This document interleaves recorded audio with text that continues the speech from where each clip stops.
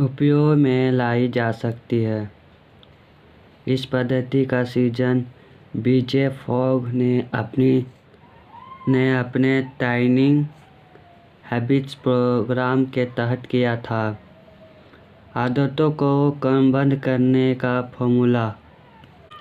इसके वर्तमान आदत पश्चात मैं नई आदत का पालन करूँगा।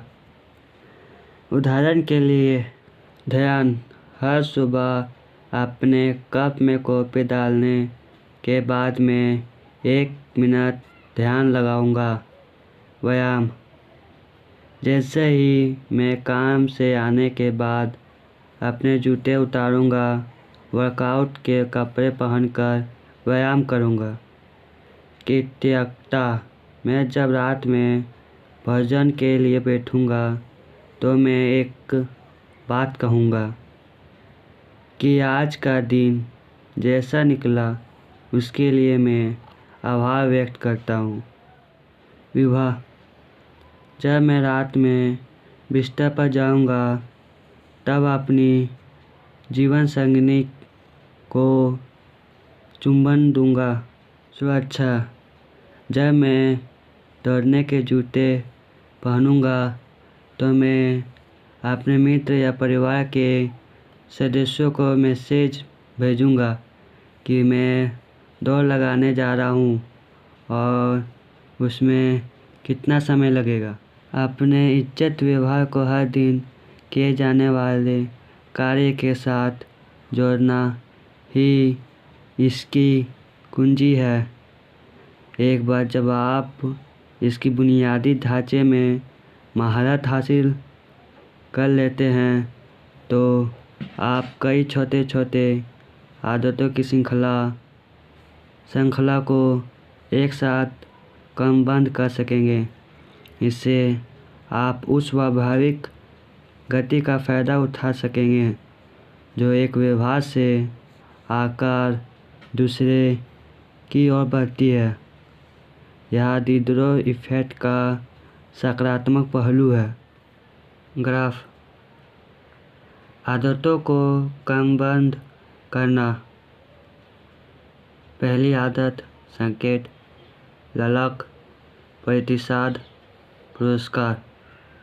दूसरी आदत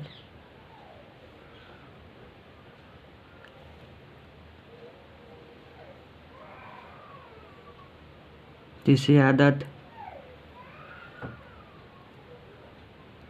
चौथी आदत,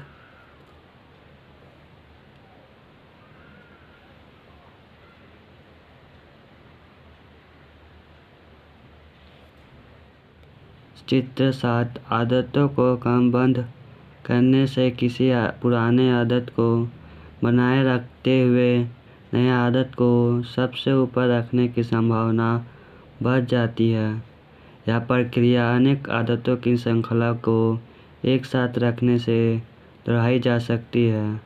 हर आदत अगली आदत के संकेत के तौर पर काम करती है।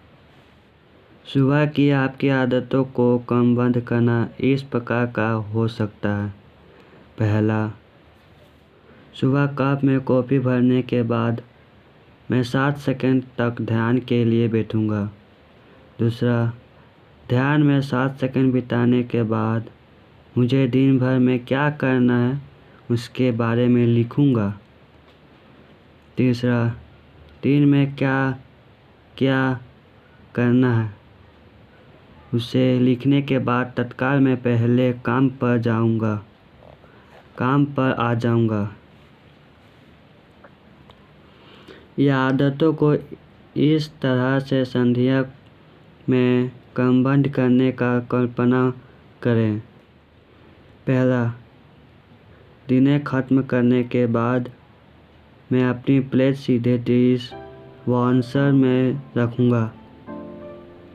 दूसरा, अपनी डिश को उसमें रखने के तत्काल बाद मैं काउंटर साफ कर दूँगा।